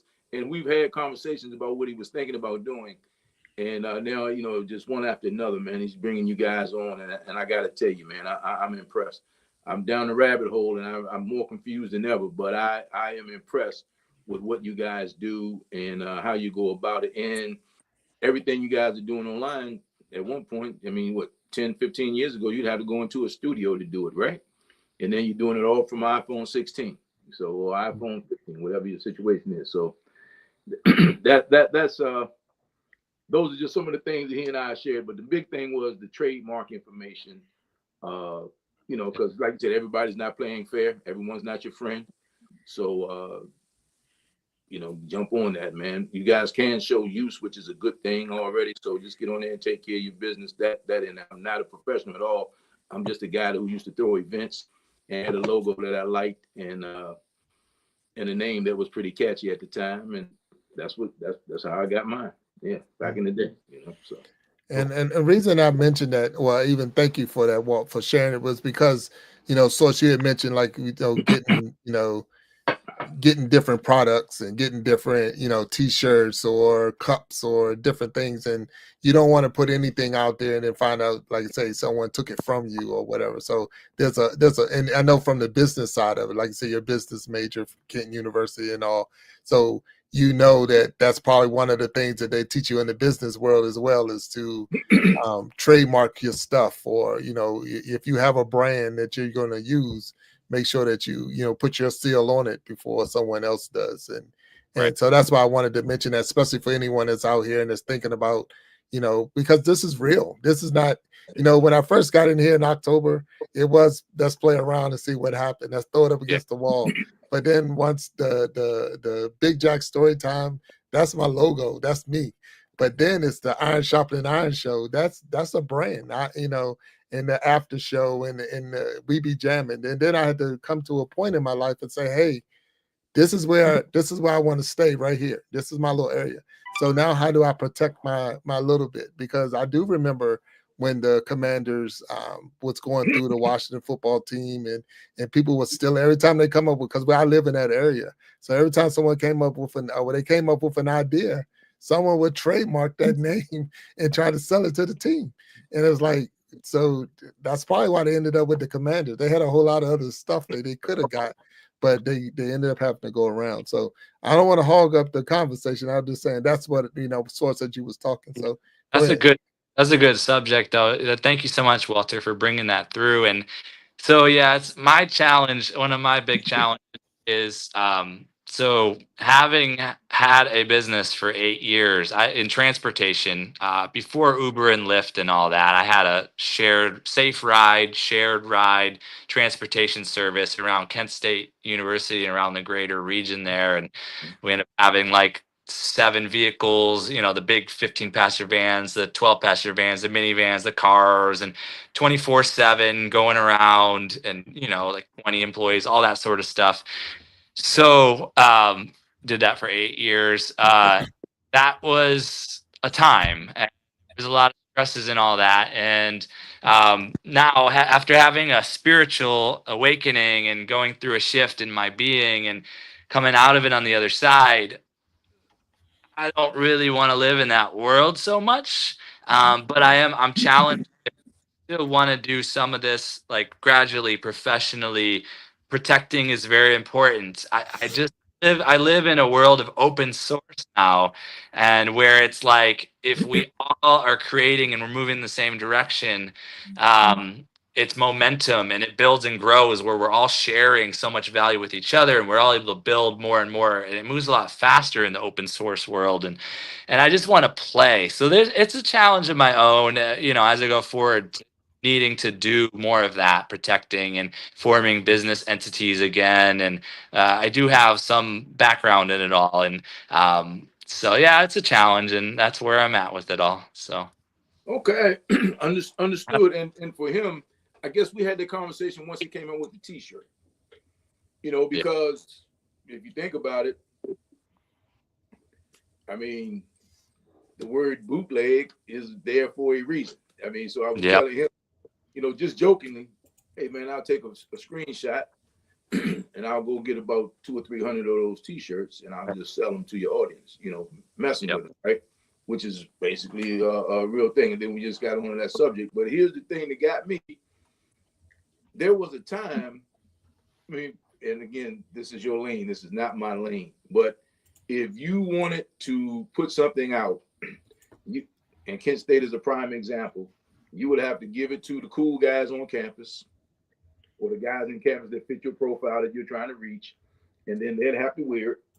And then somebody would have to see them, and then they'd have to contact you, to get their product. Now you get online, you get on YouTube, and it's around the world instantaneously.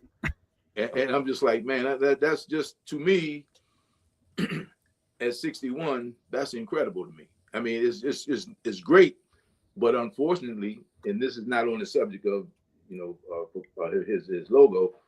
Bad news always travels quicker than fast news. The lie will make it around the world twice before the truth gets out of bed, right? Or something like that.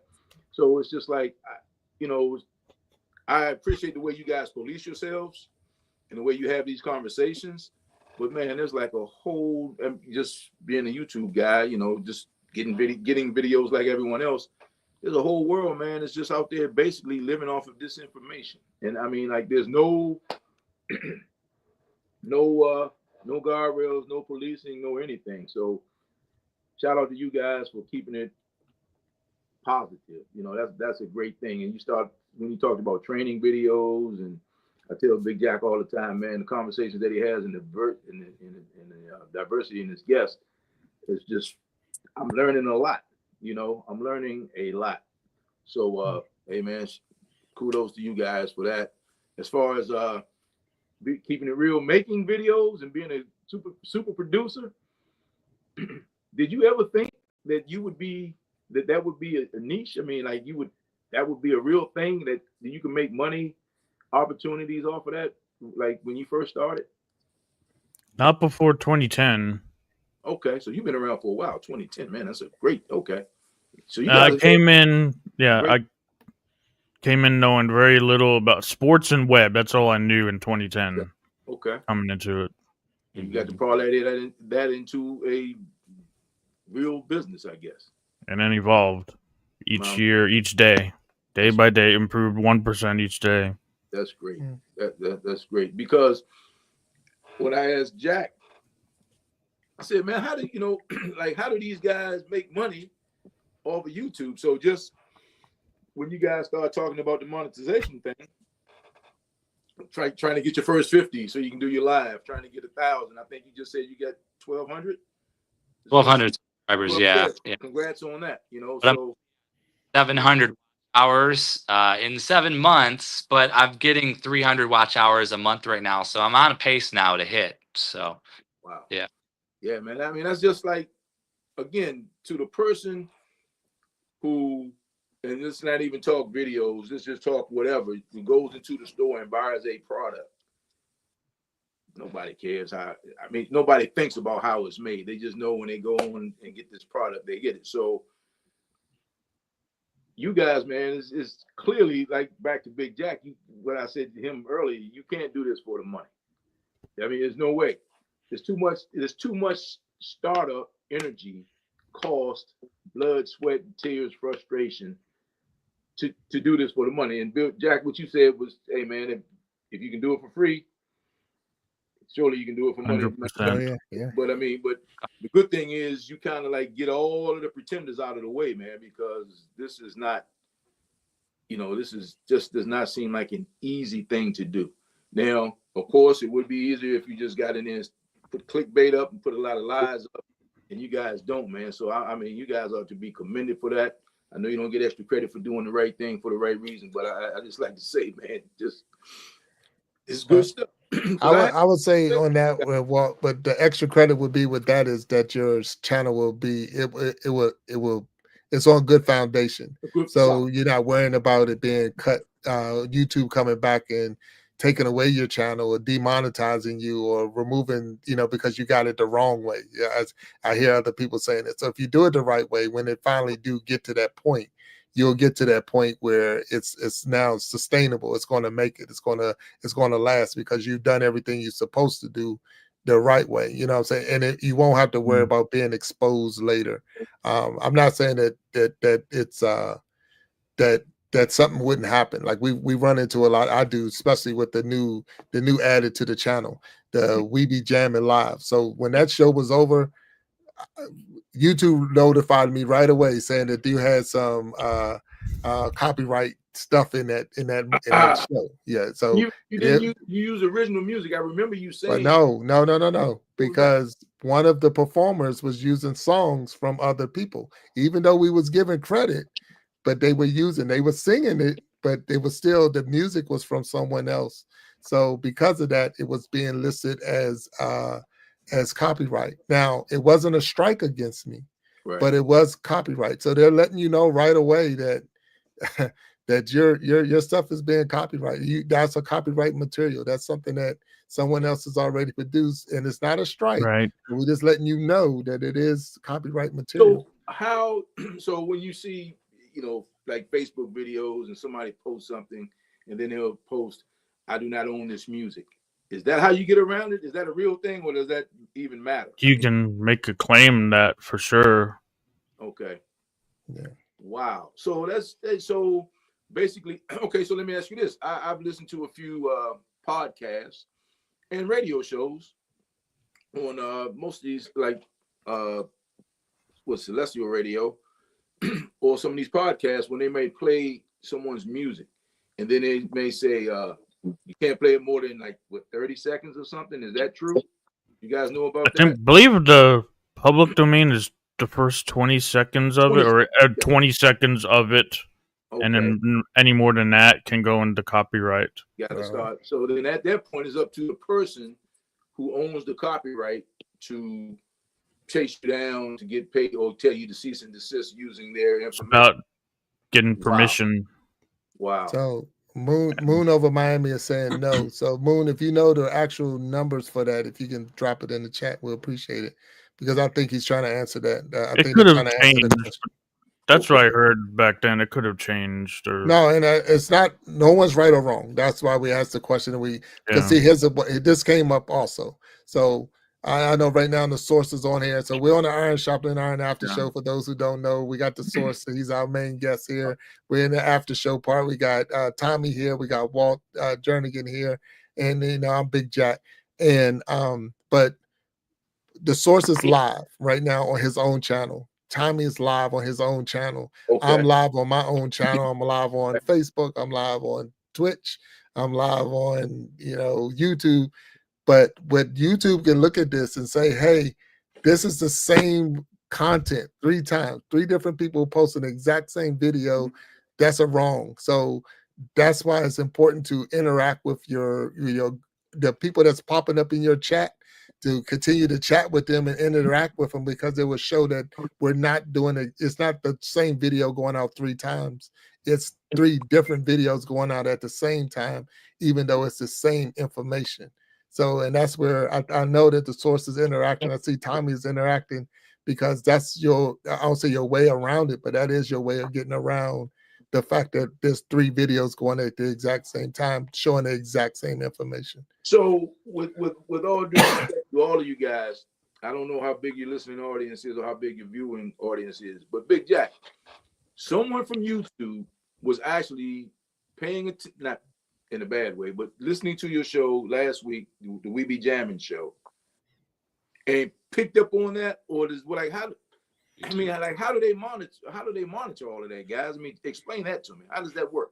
Any one of y'all could do that for. I just think YouTube has the algorithm, the bots, the ability to just hear or see or whatnot the music, and it's a real song from a real producer that is public domain. So they have the technology to catch it, and every time you put up a content that has someone's song in there, it boom, copyright. And then I always have to go into it and see if I can clip out that piece of music or mute out that little part, or if it's not a big enough strike or nothing to worry about. It'll tell you, it's just not going to play in Greece because they've got some rules. So and I'm like, okay, I'll let it ride. Like I've got a couple of those copyrights on mine, but I don't think any of them are strikes. So yeah, I don't have any strikes, but I did a live one time bowling.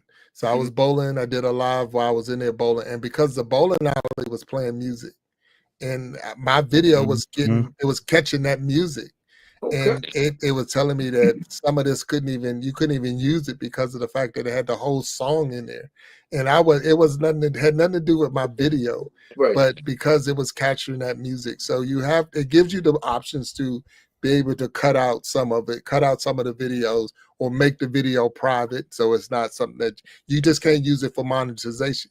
You can't use that video to make money because it's somebody else's information or someone else's, so now I can use that video for my own personal use, but I Mhm. can't make any money off of it. So once you're monetized and you get that, once you get to that point where it's going to give you the options if you want to use it. And that's something I learned yesterday when I was with Echo. It Mhm. gives you the options. Do you want to use it for monetization, or do you want to kick it out? So we're going to kick that video out and not use it at all. And it might be a good video where you might have 300-400 hours of watch time on it or something that you can't use because you got one song or whatever. So now you got to make the choice. Do I cut the song out, or do I just cut the whole video out? So to your point, because you're not being monetized, is that why you got a warning instead of cut?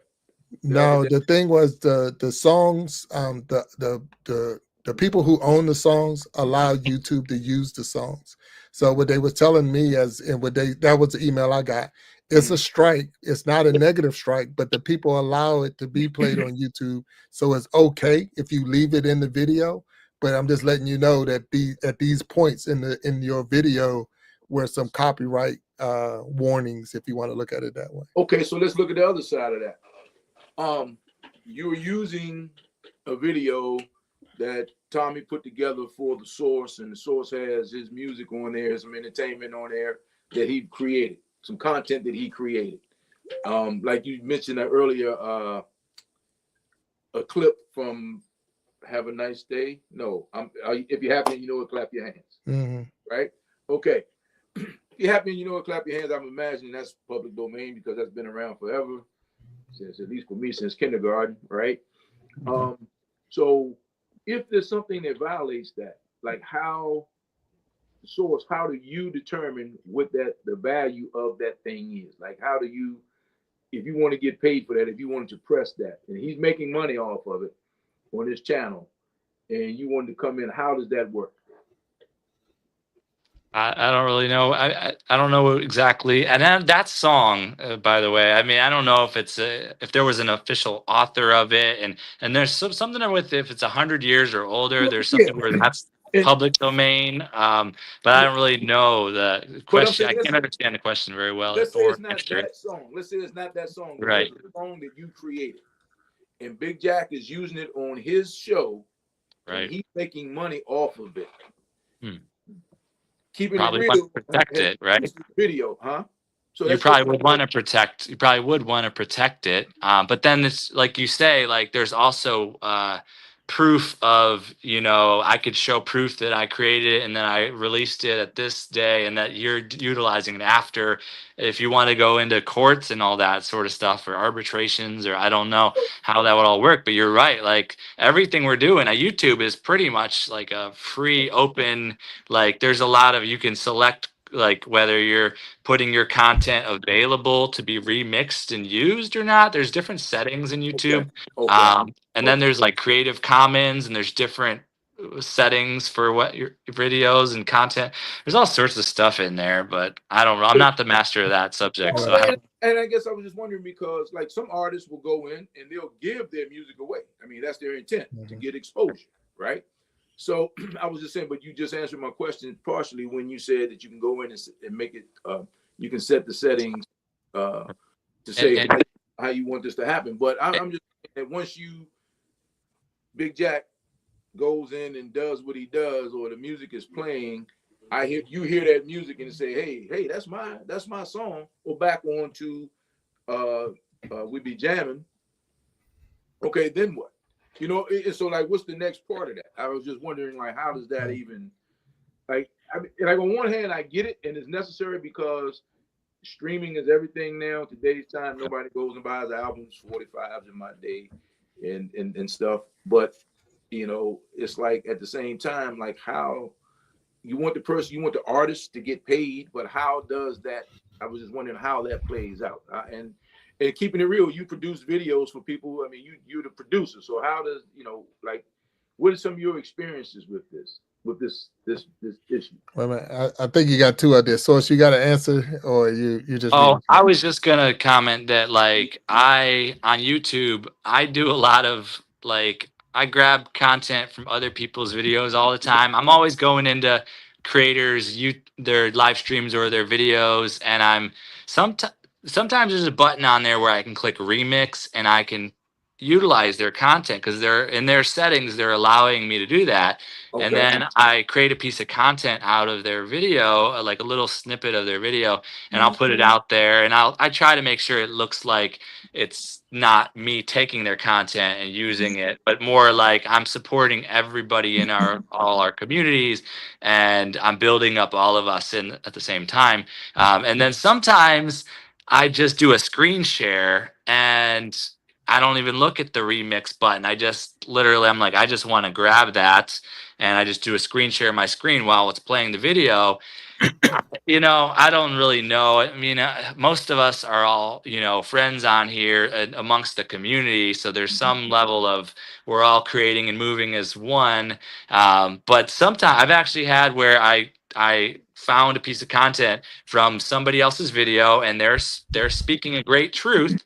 And I create a little video, I put a title on it, and I put it out through the source. So it's coming through the source channel and it's their face, they're speaking, my title, everything, and I put it out there. And then later down the line, maybe they don't want it to be out there because it looks like it's their content, and they Right. just put in they click a button that says maybe it's not, it's not them, or they don't want it up there or whatever. And I'll get a message and it says this person said took down this video or had us take down this video. It's so that's happened once before. So I don't know. It's a wild west in a way, but also a lot of structure too, and guidelines and whatnot with YouTube, and 20 years in with this things with YouTube. So Yeah, that's they're good points. And I'm seeing in the chat a lot of different things are popping up. So I know the moon over Miami said that you can get trouble with that can get you in trouble with YouTube. So there's certain things that we might be doing that might not even be the right thing to do. It's just you're a content creator. You're trying to create content. You're like back in the day we used to make mixtapes. We out there making mixtapes and we're taking all these different artists and putting them on a cassette because we wanted to hear it.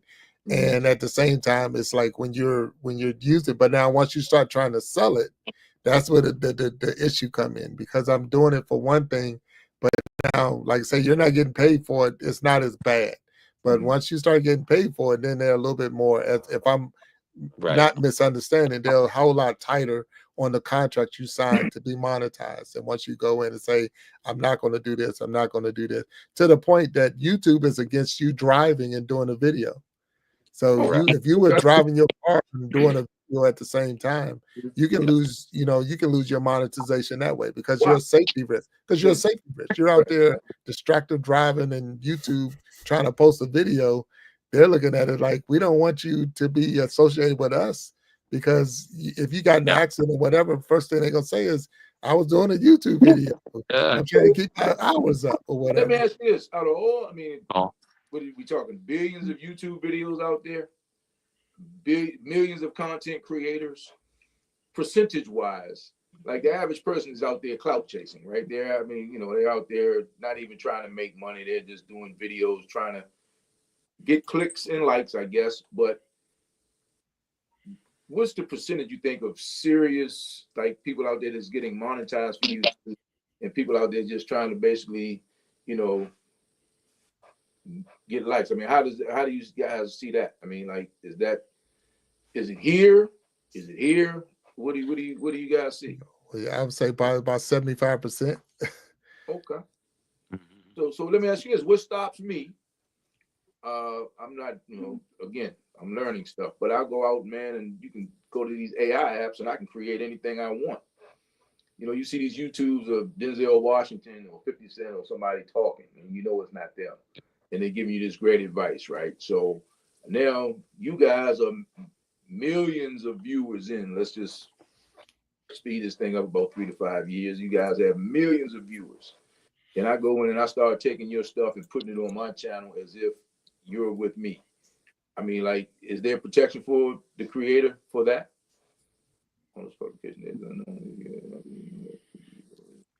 Okay.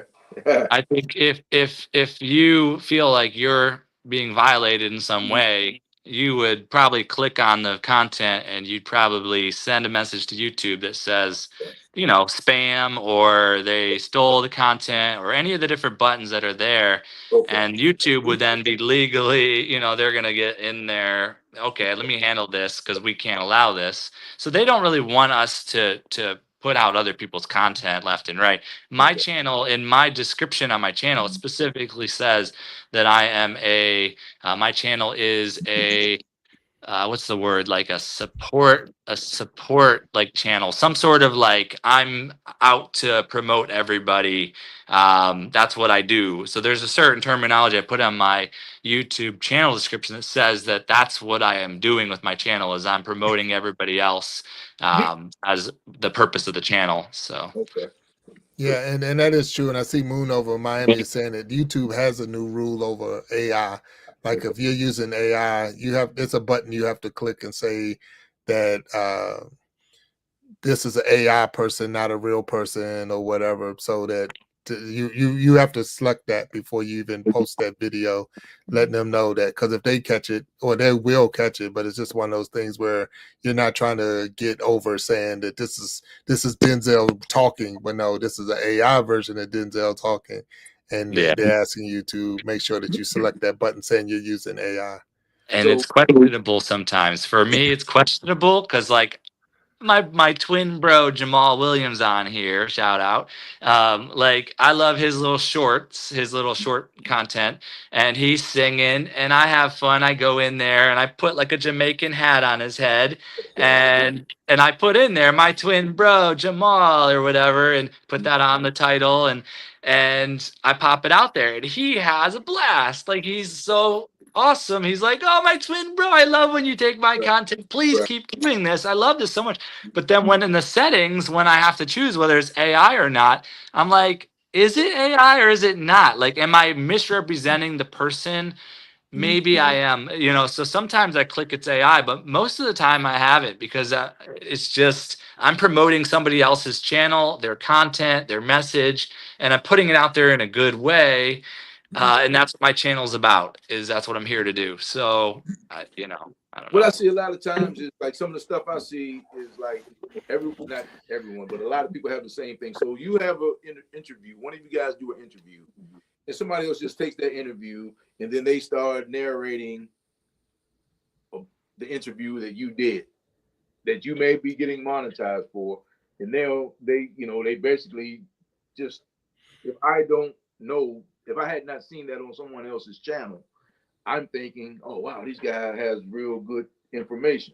But basically, he's just taking the interview of it. Like, and I guess TMZ is a bad example because they have their stuff on everything, their logos on everything.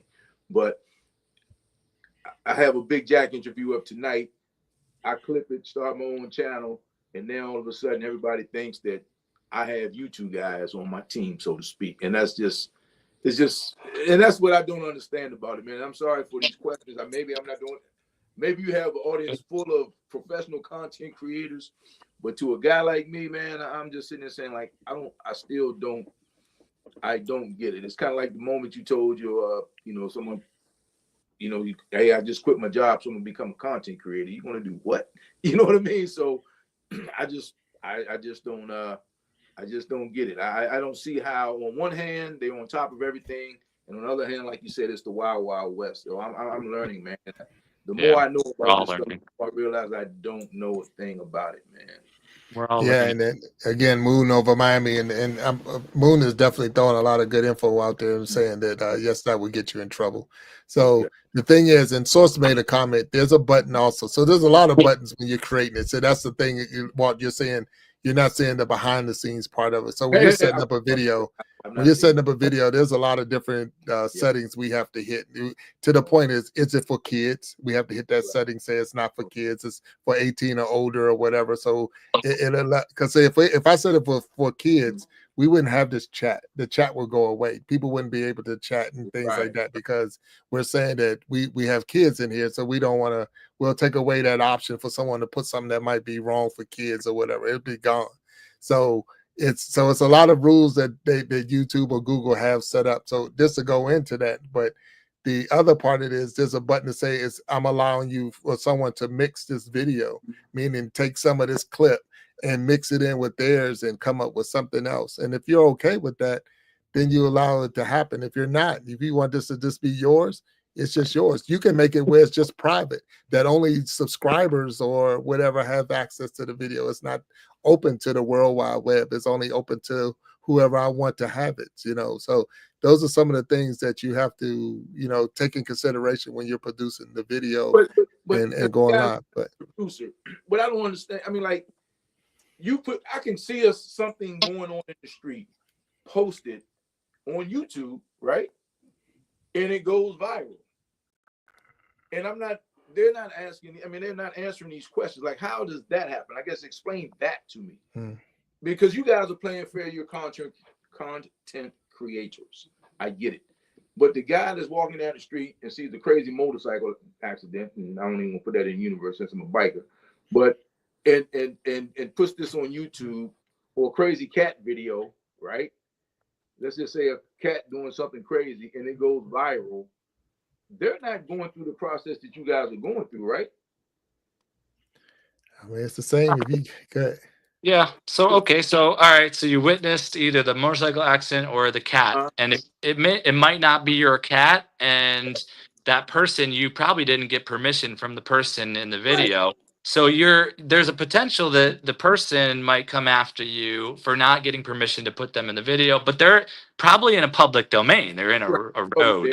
So that's probably okay. And then the cat, if they're not in a public domain, if they're on their property or something, and there's an owner of that cat per se, they might, if they can recognize it and prove it's their cat, they might be able to come after you for something, or whatnot. So, but yes, that YouTube creator who's uploading the motorcycle accident or the cat is putting in a title, a description, they're putting in a picture, they're putting in all those settings. They're having to do all those different settings. So there's some of that. And then YouTube has certain guidelines too, that protect, in different ways too. So we all on YouTube, we all have to be good with the guidelines too. So there's a lot of this is built out, and your concerns are addressed in a big way. We're all new and learning. So yeah, and it is. And Walt, just to throw this out there, and this is definitely good talk, and I appreciate you even asking the question. But a lot of news media are trying to buy that video, trying to get that video faster than we can post it. So if they saw you out there with your camera and you saw that accident and they were able to get it from you, they would pay you top dollar for that video, because they know you got raw footage of an accident or whatever's going on, and that it could go viral. And they're hoping that it's something that they can put on their channel and produce that news and put it out there, because it's going to build their ratings. It's going to build. So you're holding really gold in your hand when you have a situation like that. So it's just one of those things. I had one video go viral before on TikTok. A person missing a putt. He missed a putt, rolled off the hill, kept going down the hill, and this and that. That thing had over 1.5 million views of the person missing a putt. Now, I didn't make 1 penny off of it, other than a lot of people watched it. But at the same time, it's catching something like that it's not rare, because when you play golf, it happens a lot. But what made it funny was the music that wasn't my music. I know it was the oh no music that went with the video, and it just made it funny. And it was just the timing that at that time people was watching, I guess, and it had over 1 million plus views on TikTok. It's still sitting on TikTok, and I'm happy about that one video. But at the same time, I didn't make a penny off of it. Not 1 penny did I get anything from TikTok, anybody else for it. So, but we're on the Iron Sharpening Iron after show. I got the source, and I don't want to take all his time. I got Tommy down here. Thank you, Tommy, for being up here with me.